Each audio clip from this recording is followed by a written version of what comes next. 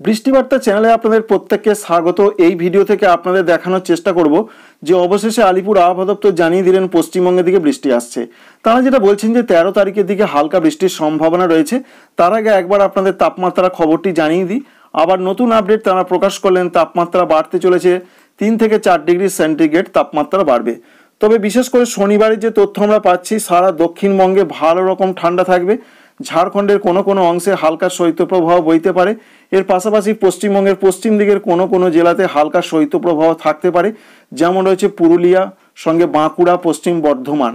বীরভূমের কোনো কোনো অংশে এরকম একটা সম্ভাবনা, কারণ 10 থেকে 11 ডিগ্রি সেন্টিগ্রেড সর্বনিম্ন তাপমাত্রা থাকছে। মুর্শিদাবাদে কোনো কোনো অংশে সেরকম একটা সম্ভাবনা রয়েছে। কলকাতা, হাওড়া, হুগলি, 24 পরগনা, মেদিনীপুর, এখানে আমরা দেখতে পাচ্ছি 12 থেকে 13 ডিগ্রি সেন্টিগ্রেডের ঘরে সর্বনিম্ন তাপমাত্রা থাকবে। পূর্ব বর্ধমান, নদিয়ার দিকে তাপমাত্রা নিচের দিকে, যেমন আমরা দেখতে পাচ্ছি 11 থেকে 12 ডিগ্রি থাকবে। এখানেও ভালো রকম ঠান্ডা থাকছে। বেশি ঠান্ডা থাকছে পুরুলিয়া, বাঁকুড়া, পশ্চিম বর্ধমান, বীরভূম, মুর্শিদাবাদ জেলাতে। 11 তারিখ পর্যন্ত বেশ কিছুটা ঠান্ডা থাকবে। তবে 11 তারিখ থেকে আস্তে আস্তে করে ঠান্ডা বিদায় নেবার সম্ভাবনা রয়েছে। 11 তারিখের দিকে বেশি ঠান্ডা থাকছে পুরুলিয়া, বাঁকুড়া, পশ্চিম বর্ধমান, বীরভূম, পূর্ব বর্ধমান, নদিয়া, এই সমস্ত জেলার দিকে। কলকাতার দিকে আস্তে আস্তে একটু হলেও তাপমাত্রা বাড়তে শুরু করছে। আর সোমবার থেকে যেটা আপনাদের আগেই জানিয়েছিলাম, তাপমাত্রা ঊর্ধ্বমুখী হবে, অর্থাৎ ঠান্ডা আস্তে আস্তে কমতে থাকবে। 12 তারিখ সোমবার থেকে অবশ্যই আপনারা লক্ষ্য করতে পারছেন, কালারটি বা রংটি দেখে ঠান্ডা আস্তে আস্তে কমতে শুরু করবে। শুধু পশ্চিমবঙ্গে, দক্ষিণবঙ্গে নয়, উত্তরবঙ্গেও আস্তে আস্তে 12 তারিখ থেকে ঠান্ডা কমতে শুরু করবে। কারণ আমরা দেখতে পাচ্ছি মালদা, দক্ষিণ দিনাজপুর, এখানে 13 থেকে 14 ডিগ্রি থাকার সম্ভাবনা রয়েছে। কিন্তু উত্তরবঙ্গের জেলাগুলোতে যে পূর্বাভাস রয়েছে, তাতে 10 তারিখের দিকে ঠান্ডা যথেষ্ট থাকবে। আগামীকাল শনিবার, যেমন মালদা, দক্ষিণ দিনাজপুর, সঙ্গে রয়েছে আলিপুরদুয়ার, কুচবিহার, জলপাইগুড়ি, শিলিগুড়ি, সর্বত্রই 10 থেকে 11 ডিগ্রি সেন্টিগ্রেডের ঘরে সর্বনিম্ন তাপমাত্রা থাকছে।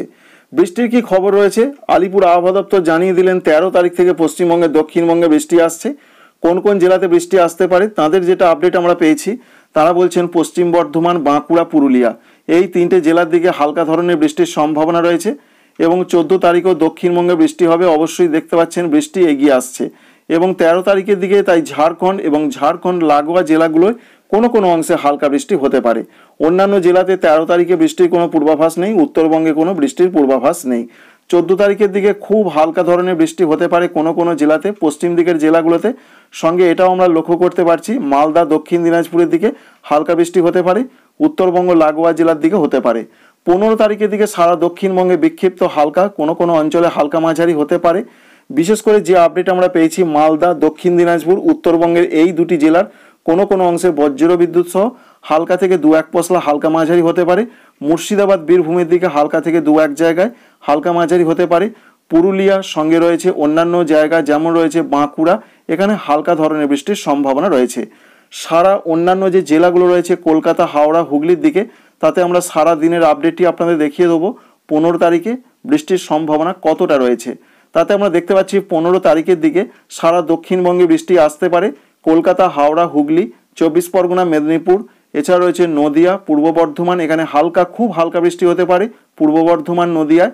তবে বৃষ্টির সম্ভাবনা হালকা, 2-1 জায়গায় 2-1 পশলা একটু হালকা মাঝারি হতে পারে ঝাড়গ্রাম, এছাড়া রয়েছে পশ্চিম মেদিনীপুর, পূর্ব মেদিনীপুর, দক্ষিণ 24 পরগনা এবং হাওড়া জেলার কোনো কোনো অংশে। তাই 15 তারিখে বৃষ্টির সম্ভাবনা রয়েছে। 13 থেকে 15 পর্যন্ত কোনো কোনো অঞ্চলে বৃষ্টি হবে। আর উত্তরবঙ্গের মালদার, দক্ষিণ দিনাজপুর এবং ওপরের জেলাগুলোতে ছিটে ফোঁটা খুব হালকা বৃষ্টি হতে পারে। আপডেটটি এই পর্যন্তই। ভালো লাগলে অবশ্যই চ্যানেলটিকে সাবস্ক্রাইব করে রাখবেন। Thanks for watching.